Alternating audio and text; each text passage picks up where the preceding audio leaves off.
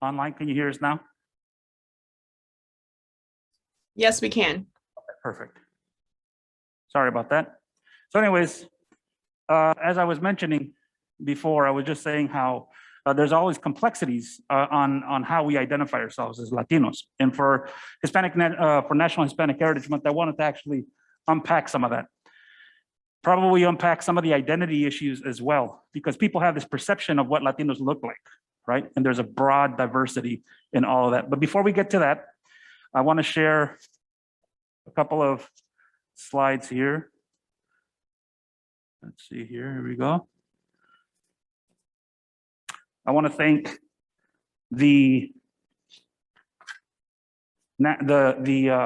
Albany Public Schools Foundation and the Central Willamette Credit Union who made this possible for us. They have given us a really cool little slide here that I'm going to go ahead and share. And see if I could pull it up. There we are. Hello, my name is Omar Garcia, and I graduated in 2019 from South Albany High School.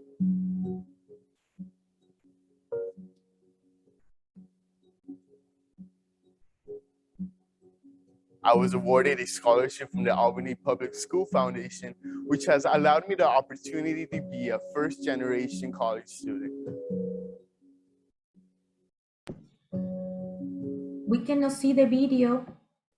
Receiving this award has eased my financial burden, allowing me to focus more on my education. This award has encouraged me to help others and give back to my community as well.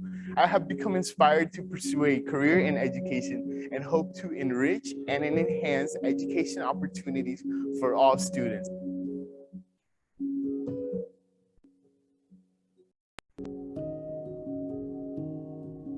Every child deserves the opportunity to succeed. Therefore, if you have the chance to help provide a scholarship, I strongly encourage you to do so. It will make a difference in the lives of the young people. Together, we can help empower and ensure our students prosper. Thank you for investing in the future of the youth.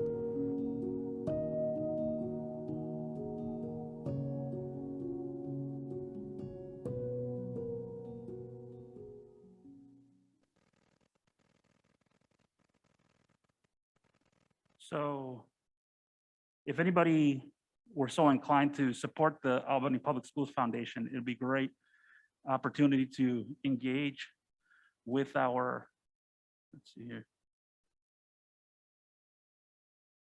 with our students. Sorry for all the technical issues. We're just trying to work some of these little bugs out.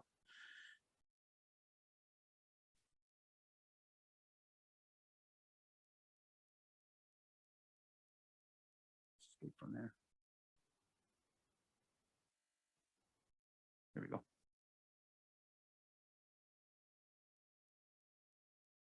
There we go. Okay. So it should be okay, hopefully from here on out. Anyways, so with that said, what I wanted to do is actually give a little bit of background for you all. Emily, you want to come on up? I have a bio that Emily's going to read, so you all know who I am.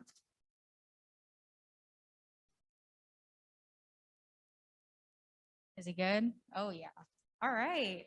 So my name is Emily Elliott. I work at the district office with Javier. I'm in communications. So I'm here to introduce Javier today. And Javier Cervantes was appointed to the executive director of the Department of Equity, Diversity, and Inclusion at Greater Albany Public School District in June 2021. Previously, Javier led institutional equity initiatives at Lynn Benton Community College since 2012. Prior to his leadership at LBCC, he served as the Associate Dean of Student Director of the Department of Student Diversity and Multicultural Affairs at Loyola University, Chicago. He also worked at Oregon State University and Portland State University. Javier's career has been dedicated to the development of students and professionals seeking understanding while exploring their own identity as they navigate the complexities of a diverse world. His passions and his work on transformational initiative geared at increasing cultural fluency, equity awareness, social justice, and belonging. Outside of his work, Javier is an active member of local and statewide efforts to bring people together while impacting systems to make them equitably responsive. He served as the longtime chair of the City of Albany Human Relations Commission. Javier serves on the board of directors of Oregon Humanities and is an active member of the Albany Police Department's Diversity Action Team. The son of Mexican immigrants in search of better opportunities, Javier is the first in his family to graduate from high school and 3 institutions of higher education. Javier has degrees from East Los Angeles College in Journalism, the University of Oregon in Political Science, Portland State University in Public Administration, and has substantial doctorate level credits at Oregon State University, focusing on community college leadership. He is a proud native of Cornelius, Oregon, and a longtime resident of Albany and the Mid-Willamette Valley, where he lives with his amazing wife, Leslie, and his 2 adorable canine children, Chato and Chiquita. So please welcome me again to Javier and his presentation today. Awesome. I couldn't have read that if I hadn't written it myself. Julie, so that's pretty good. Thank you, Emily. That's really great. So I'm hoping everybody online can see the screen now. I'll do my best to remember to share screens when I go back and forth. There might be some little technical glitches. Stuart here is helping us out a lot, and I really appreciate that. So we got here is an exploration of some ground rules I want to set for us today. I want us to think about managing unresolved feelings, because some of the stuff I might present to you may leave some of you thinking, well, I'm not sure about that. So manage some of those, knowing that there might be some unresolved feelings. We have questions. I'm asking that folks be respectful of one another.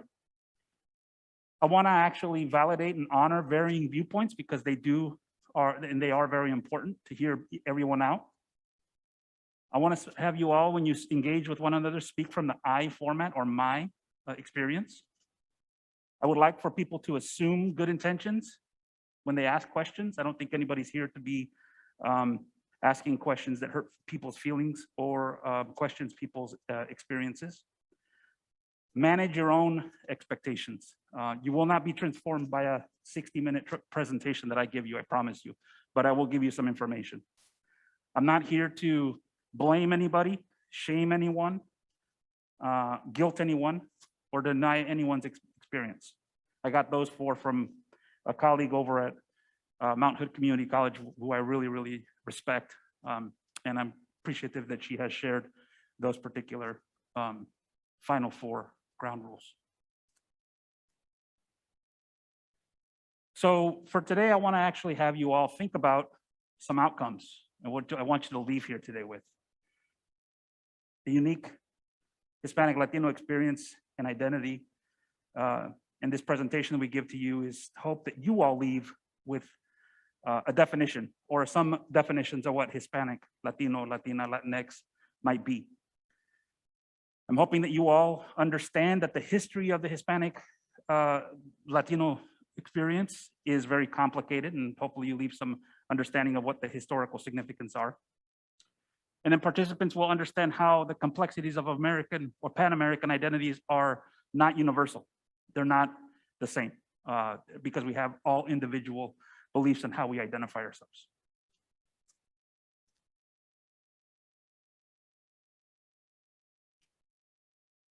So the first thing I want to actually say to you all is that the first thing it's important to understand the nuances about Latinos. As I mentioned, Latinos are very diverse, right? We should all strive for cultural fluency rather than cultural competency. Fluency implies that it has the ability to go back and forth with one another. Understanding Latinos' identities is exactly that, understanding the fluency that goes back and forth with identities. There are very diverse and nuanced opinions and experiences within the Latino experience, right? There is no pan-ethnic label that encompasses everybody. I want folks to hopefully avoid stereotypes, because this presentation, I promise you, will blow away any stereotypes we may have about what a Latino, Latina is, Latinx is, Hispanic is. I want you all to think about reflecting on the racial complexities because it does exist within the Americas. Right, and I say Americas going from all the way from the North Pole to the South Pole, and South Pole back up to the North. I want you all to focus on challenging and adapting to new arrivals, because we have people coming to this country all the time and in many forms. And think about the implications that it has for us as students, teachers, administrators, people in the community. I want folks to think about that as well. So I'm going to start with this identity quiz. Okay, I hope you brought something to write with. I'm going to share with you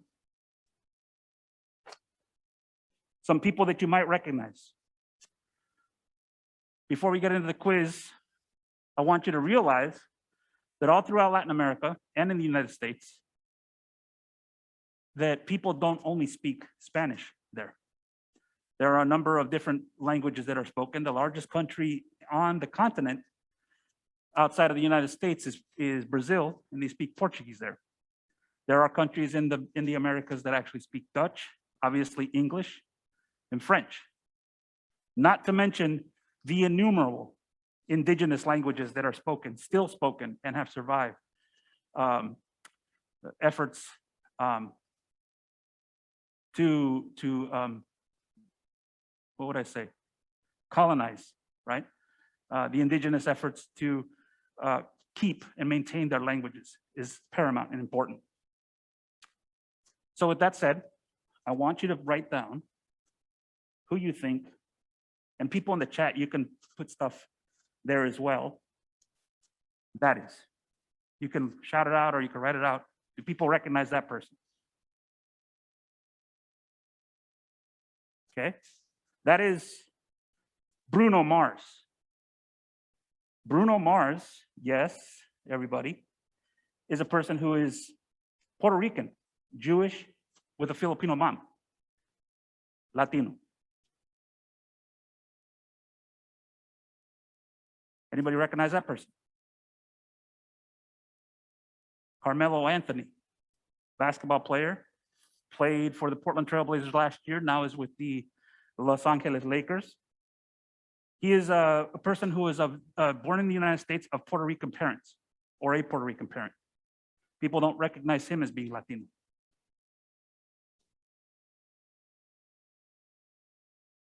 Anybody recognize them? These two ladies are the Bella Twins from the WWE. The Bella Twins are of Mexican ancestry, right? Anybody recognize her? This is about more my generation, but still famous nonetheless. Salma Hayek. I heard people talking about Salma Hayek. Salma Hayek is Mexican and Lebanese, of Lebanese parents. Latina, obviously, very proudly so. Okay, here's a little bit wanted to blow your mind. Anybody recognize her? Cameron Diaz. Cameron Diaz is Cuban, of Cuban descent. She is somebody that you look at and probably would say, that person doesn't look Latina, right? Anybody recognize these two people? That's Jimmy and Diego Chara from the Portland Timbers. Speak Spanish primarily.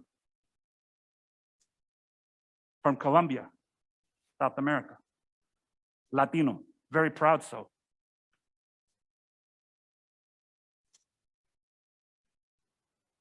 Anybody recognize him?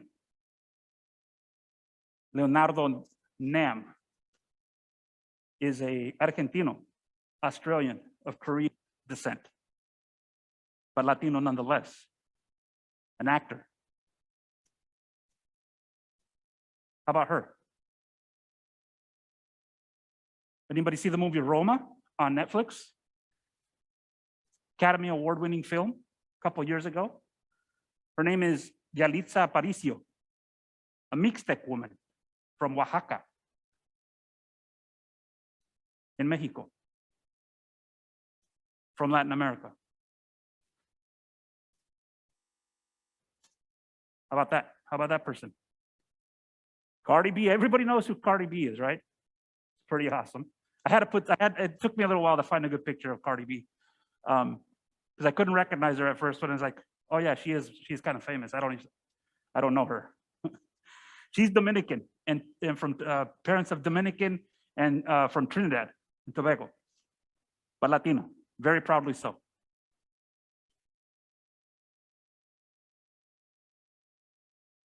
Anybody recognize this NBA player? Juan Toscano.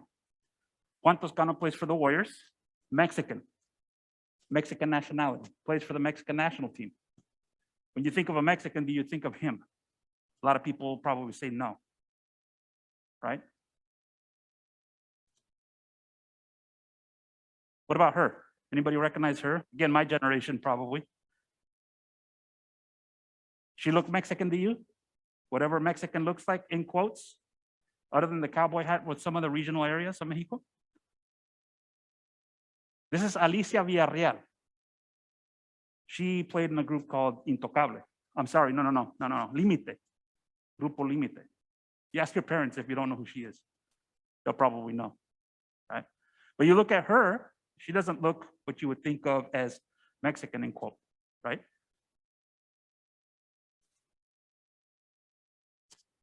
How about her? Very famous movie. In Black Panther. Lupita Nyong'o, born in Mexico, of Kenyan parents, Mexican citizenship.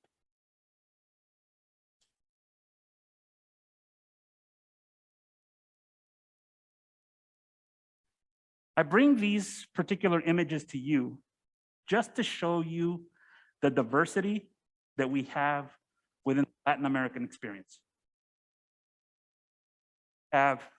With the Latin American experience. It is so critical and vital that we realize how diverse we are. We don't fit into one identity, one stereotypical idea of who we are. The diversity here looks like people who could be born in the United States, right? Born in Asia, born in Africa, born in the Middle East, Russia for that matter, right? So it's important for us to realize that that there's no one way to be Latino, right? The quick fact there, if you haven't read that quick fact, that if the United States were a Spanish-speaking country, it'd be the second largest Spanish-speaking country in the world. More than 32 million people speak Spanish. 37, excuse me, speak Spanish in the United States. That is a lot of people in the United States that speak Spanish, right? So I'm going to share with you a video. Now I'm going to try this again. We'll go here and, oops, Stuart, I'll let you drive. I'm going to get into the labels with this particular video.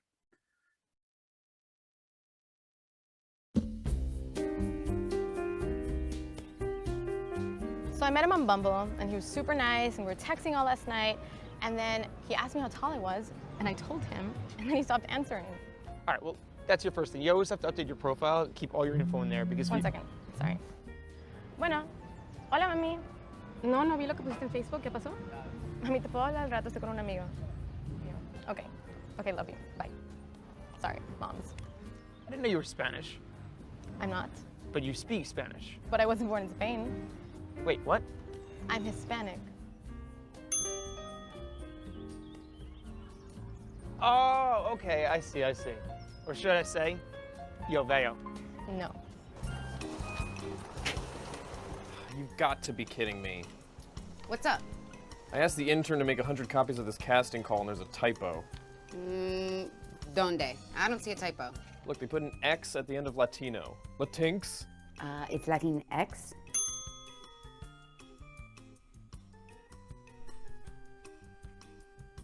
We should hire the intern. I didn't know that was a thing. Hey. Sorry I'm late. Oh, no problemo. I already got the tickets. Problema? What? Never mind, let's just get in line. So who's in this movie? Well, we got Ryan Gosling and that Hispanic actress from Homeland. Moreno Karim? Yeah. She's Hispanic? Yeah, she's Brazilian American. So she speaks Portuguese. What's your point? Technically, if she's from Brazil, she's Latina, not Hispanic.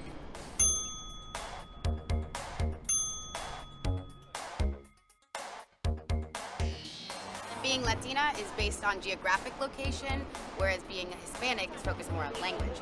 Someone can also be both Latina and Hispanic. What would you call someone who's both Latino, Hispanic, and may or may not be a quarter Spanish? A person. Oh.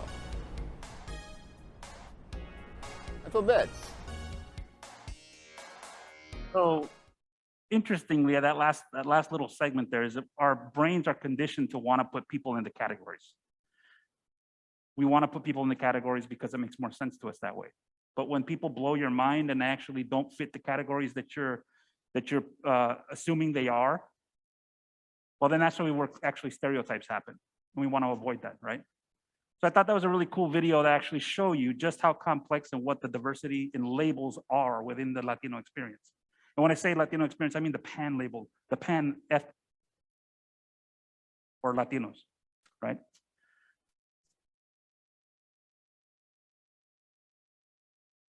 So about assimilation, because there's always a question about Latinos don't speak English enough, or they don't want to assimilate. They only want to speak Spanish with one another. And that just annoys me, right?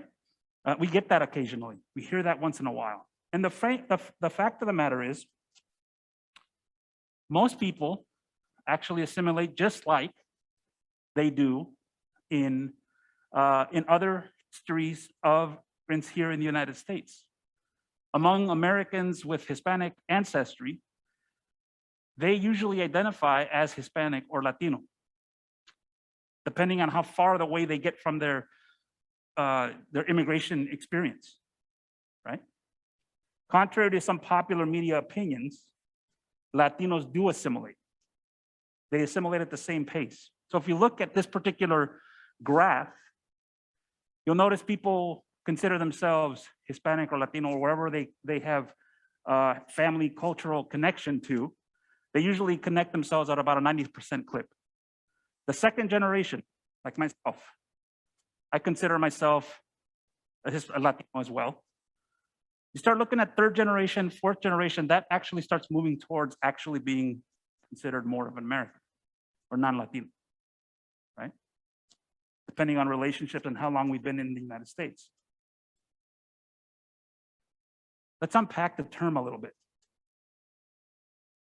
As I mentioned, there's not a pan-ethnic identity that Latinos identify in the US.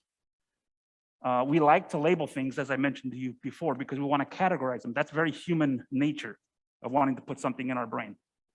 It's important to realize that we identify when we first get to the United States, people who were born out of the country actually identify mostly as the country which they came from. So you ask my father, soy Mexicano, I'm Mexican. Then they'll actually move out maybe perhaps to the Hispanic or Latino label. And then few folks actually say they're American, unless they're talking about the continent of the Americas. Second generation, like myself, you start seeing kind of like a shift. Yeah, I'm Mexican American. I'm Latino. Oh, I'm an American. By the time you get to the third or fourth generation of people, that means your children, they'll probably be more thinking that they're more American, right? More Latino. You're gonna have an even division amongst folks who believe themselves to be more Americanized or actually identifying as American. Very much similar to how Irish, Germans, Italians had that experience coming here in the early 1900s, late 1800s. So let's unpack some terms. Hispanic refers to anyone from Spain or can refer to Spanish-speaking parts of Latin America. It's therefore promotes Spanish heritage.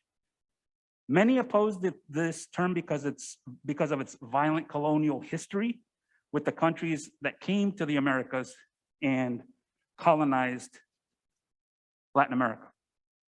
Some people really like and are actually connected to the term Hispanic.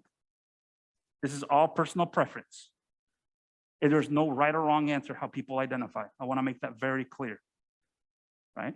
There's no personal preference. But this is one term that people use, very common. I use it myself, right? I use them interchangeably.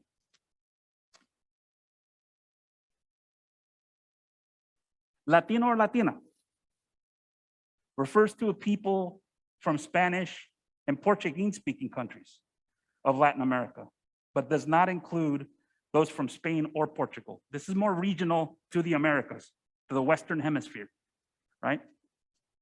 But of those countries that speak Spanish or Portuguese. This is geographical in nature. And I'm going to show you a little slide here in a little bit to give you a taste of what that is. Again, a term that has become more popular as time has gone by. Here's a very interesting and controversial term, Latinx. This word was created in the United States as a gender-neutral alternative to Latinos or Latinas, to not only better include those who are gender fluid, but also to push back on the inherently masculine terms used to describe all genders in Spanish language. Even though Latinos technically refer to all genders in Latin American descent, it's still a masculine word. That's the default.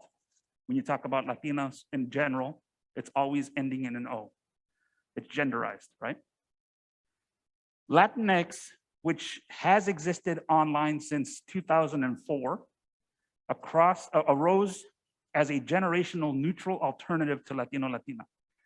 Some believe that Latinos already effectively group as large numbers of men and women with Latin American origins, and therefore substitutes the O with an X, right? Sometimes people have this idea that it's unnecessarily complicated. That's what makes it controversial. Again, no, I'm not saying one way is the correct way of saying something or incorrect. I'm not advocating for any of these. And while the Real Academia de Español, the official source of Spanish language, many fall into this camp that believe Latinx is unnecessary. Some folks believe that. I say whatever you feel like calling yourself, I'm going to respect that. I want to actually respect and honor how people identify themselves. And I think it's important that people get into that practice of respecting how people want to identify, right? If you want to actually muddle it a little bit more, how about this term? Latine. This is actually grammatically easier to actually use. Once again, the word was created in the United States as a gender-neutral alternative to Latinos and Latinx, not only to better include those whose gender is fluid, as I mentioned before. Latine is an alternative to Latinx, whose gender-neutral term is in lieu of Latino or Latina, to refer to persons of Latin American descent. Many find it's difficult to pronounce Spanish words with the X at the end of it. So for example, went to Mexico, started asking people about Latinx, if people knew what that was. They kind of look at me kind of inquisitively. What is that? Interesting. That's happening in the United States? Yep, it's a conversation. Again, I am not promoting any one of these particular terms. These are all personal choices people use, right? And if you want to have a conversation with your friends about this, people who are different than you just want to hopefully have a relationship with them to actually explore their own identity and how they engage.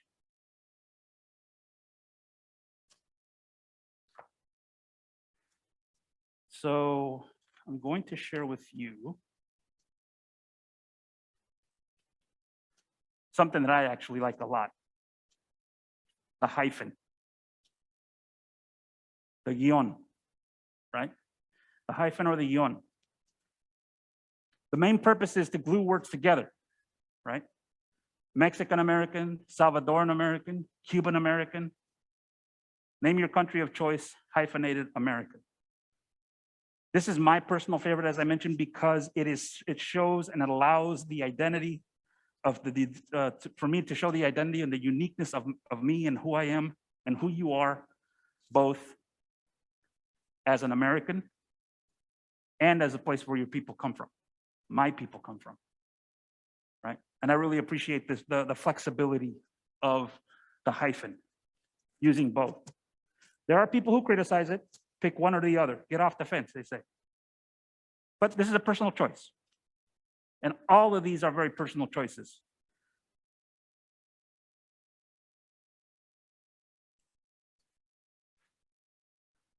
There are identities within identities in the Latino community. What do I mean by that? Well, anybody here's Puerto Rican? Anybody online Puerto Rican? Oh, I saw somebody in the back. Anyone online Puerto Rican? I'm pretty sure we do have some Puerto Ricans online. Boricuas are an identity within an identity. Hondureños, we got any Hondureños in the house? Catrachos, right? How about Nicas? Nicaraguans. Ticos, pura vida. People who go to Costa Rica are called ticos. Guanacos. That's somebody from El Salvador. Terminology people use. They may sound funny or they may sound a little different because you haven't heard them very often, but that's how people refer to themselves. They're identities within identities. Now, be very careful if you choose to start using some of these. You don't do that without a permission or a relationship with somebody, with any of these identities. Any of the ones that I shared with you before without having a conversation with that individual before you start putting labels on people, right? I'm gonna get to one that's a little bit more spicy. Chicano, Chicana, Chicanx. People of Mexican origin living in the United States since the early 20th century, according to the Tejano historian Arnoldo de Leon. But it wasn't until the civil rights movement that the 1960s that the term Chicano or Chicana became popular. I consider myself a Chicano. I've already told you 2 or 3 different things that I consider myself. And that's just why I'm saying the complexities of all of these labels are important to understand, right? So this is where the spiciness comes in. Anybody recognize that map? That's part of the Western United States before the Mexican-American War. That used to be Mexico in its entirety, right? The proximity to Latin America and Mexico in the United States makes transnational life possible. That's why I can actually use a hyphen. That's why I can have multiple identities with regards to how I label myself or you yourselves. People on the West Coast are closer to the capital, and this is interesting. Here, living in Oregon, we're closer to the capital of Mexico than we are to Washington, D.C. It's a closer flight to Mexico City than it is to Washington, D.C. from the West Coast. So you can see how transnational life happens. Today, the term Chicano intersects with identity, region, history, and politics. Mexico is and was a more massive country geographically. It encompassed what we now know as the United States Southwest. Even small parts of Oregon were part of Mexico in the southern part of the state. Brookings, I think it's the place that was part of Mexico at one point.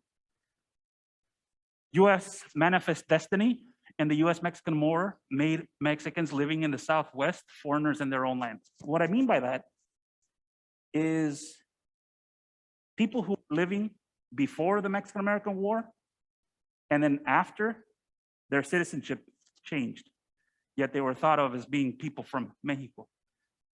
That's where the term, we didn't cross the border crossed us comes from, right? This is all historical, right? These are all verifiable facts when it comes to what has happened in our country's history. That's why it's not surprising to see people actually, this evolution happening in the United States today. This evolution of the United States becoming more Latino every single day, right? I think it's a beautiful thing. It's something we ought to embrace, something as a positive, right? We're adding to the diversity that exists here in the United States. Historically, we have reasons for that, right? Now, go back to the conversation about assimilation.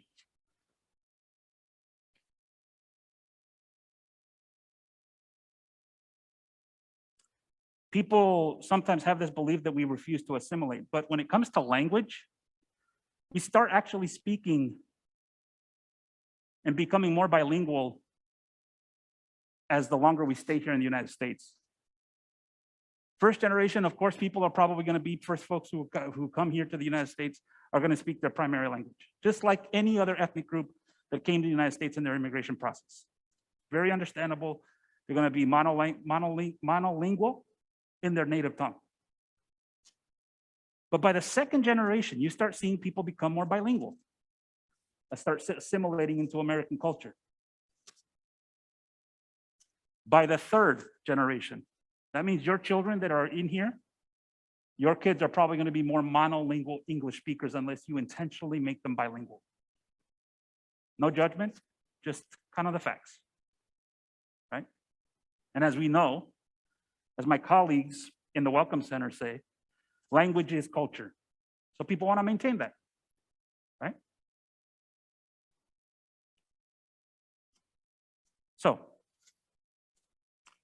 let's see if I can get this video to work. Go slide over here.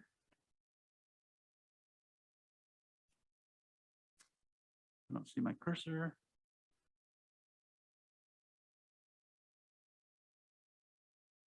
There we go. All right, presto. Disco. You know what happens after colonization? A linguistic hot mess. And that's a good thing. So let's get complicated.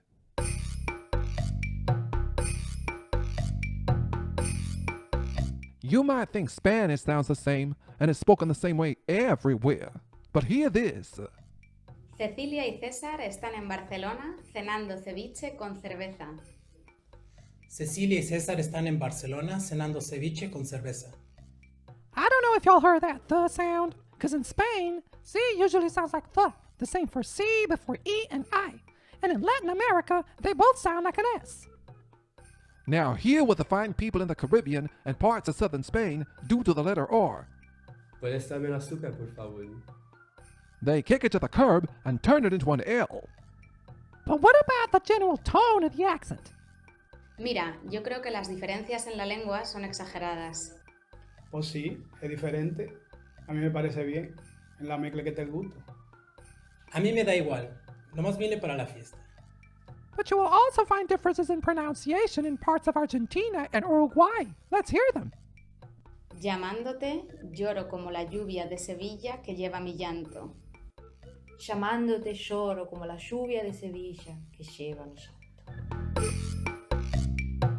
Learn the differences between tú and usted or vosotros and ustedes. ¿Vosotros tenéis ganas de salir? ¿Ustedes tienen ganas de salir? In the Spanish language, there is a marked difference between the informal tú and the formal usted when addressing someone, with tú used almost everywhere. But only in Spain will you find a difference in the plural with the informal vosotros and the formal ustedes. In Latin America, only ustedes is used. The different continents also use different past tenses. Hoy no he desayunado. Hoy no desayuné. If you travel across the Atlantic, you will also be confronted with different names for the same objects. Autobús. Bus. Camión. Guagua. Colectivo.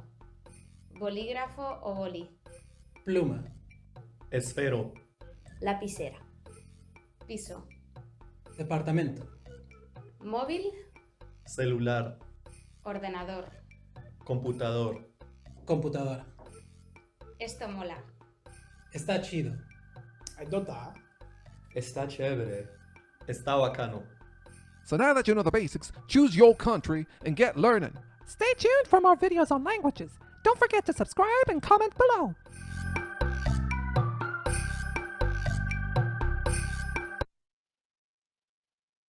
So it's pretty interesting how you can go to different countries and have totally different conversations.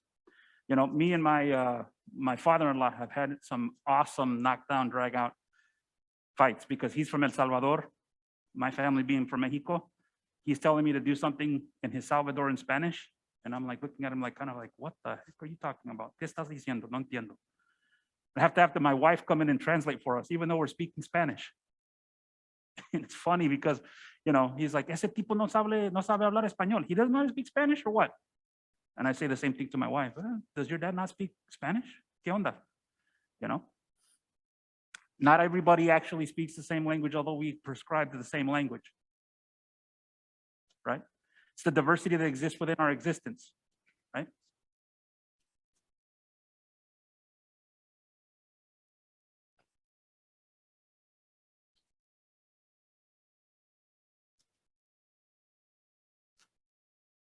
In Mexico alone, there are actually 68 indigenous languages, if not more, and variations of those languages up over 364. People only think that you speak Spanish when you go to Mexico. Fact is, no. There are a whole lot of indigenous languages spoken there. A lot. And they all are proud and beautiful languages, right? Multiple ways of being Mexicano in this particular case. So a couple more things and I'll let you all go to your own, do your own things. This is what United States Latinos look like. Latinos account for 51% of the growth in our country. That's a lot of people. We're accounting for the growth of this nation. We're the vibrant portion of who we are in terms of keeping us younger, vibrant.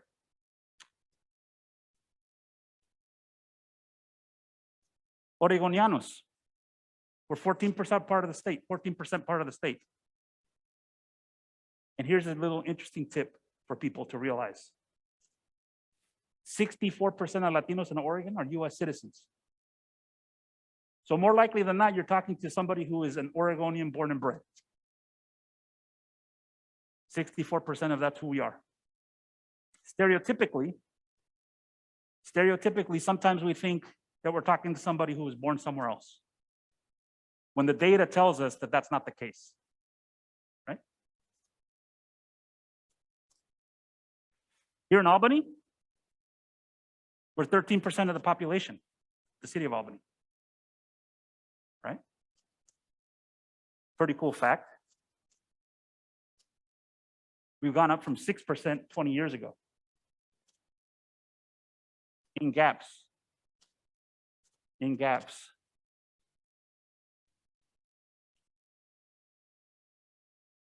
22% of our population in the school district. Here in West Albany High School that we're actually sitting in today, we're about 15%. In South Albany High School, 30%. These are figures that we can't argue, right? These are figures that people cannot dispute. We're becoming more Latino every day. And if you go back to that slide that I showed you about what Albany is, I'll have you know this. You're more likely to engage Latinos in our schools than you are in the city of Albany, which is an amazing thing, which is an awesome fact. That we're more diverse here today, where we're sitting today, than we are in our own city.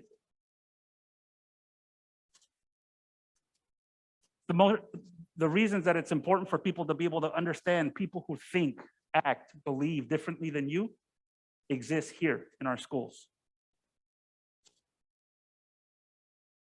Okay, last little quiz and I'm going to wrap it up. Where is that? People, can you tell me where that is? What are you looking at right there?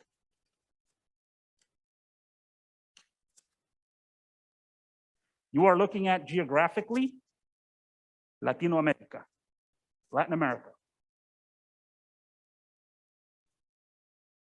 What about here, the green? Geographically, linguistically, Hispanoamerica, places that speak Spanish.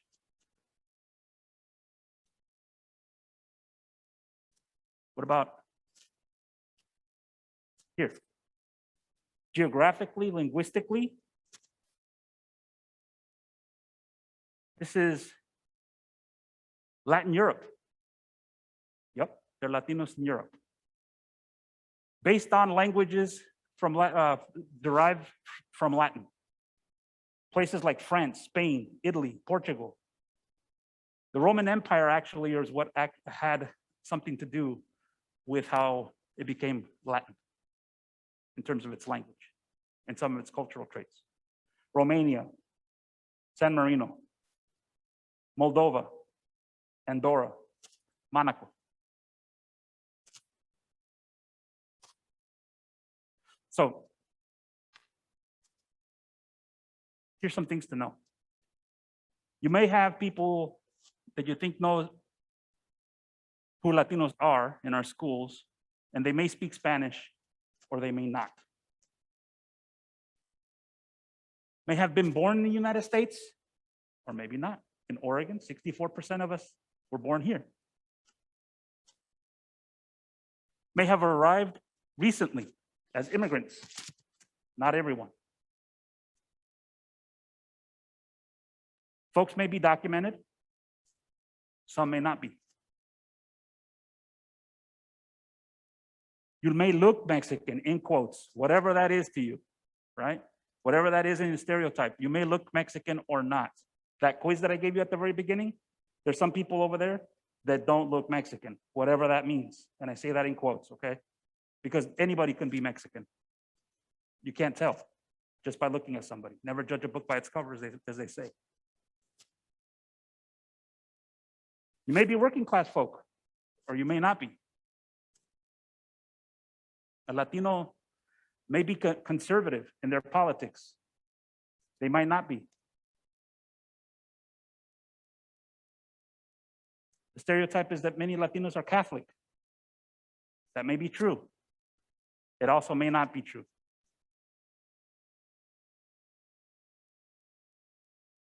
Here's something I want teachers to think about when it actually comes to engaging your students. I want folks to think about how you make people feel like they belong in your classroom, knowing their identity. What does that look like? Ask yourself, what is the physical representation of your classroom, and how does it make a Latino student feel, or a student who's any ethnic background, for example? How do you make them feel like they belong?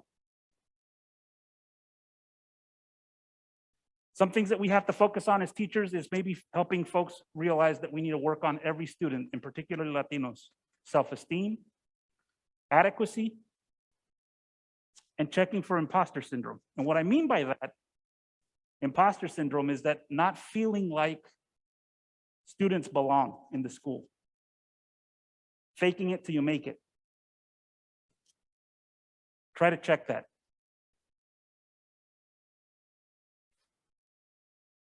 Approach Latinos as assets, bringing something to the classroom, something to offer to the learning experience. People appreciate data. Latinos really appreciate how did you get to the place you are today? And it requires relationships. The creation of relationships is held in high regard. These are tips that I think would help every single teacher be successful in reducing the opportunity gaps that exist in our schools. Here, South, all the way down to Crenshaw, East LA, Seattle Public Schools. These are 5 pointers that I can actually give to you all to actually think about for you to engage. So, do we have any questions from our online crowd? We'll give them a second. Any of our online folks on Zoom, feel free to put a question in the chat. Emily will read it And then we don't have any. We'll go ahead and close her down for our online portion, and we'll actually engage our live audience here. Anything, Emily? Okay, so that means, Stuart, we can go ahead and close down the online portion, or Emily, I'm not sure who's doing that. For our in-person folks, before we leave, I want to actually share with you that next week, we'll have our last Hispanic Heritage Month speaker. Gerardo Ochoa will be speaking on, it starts with a name, from inclusion to belonging. Okay, that's next week at 2:30. It will be on Zoom. Special thanks to our intrepid team, our interpretation team, David Jasmin, translation team, Patricia Martinez, our technical team, Emily, Elliott, and Stuart. Stuart, I didn't get your last name. Walsh, there you go. And our Latino planning advisor, his Heritage Month planning team, and the Albany Public Schools Foundation.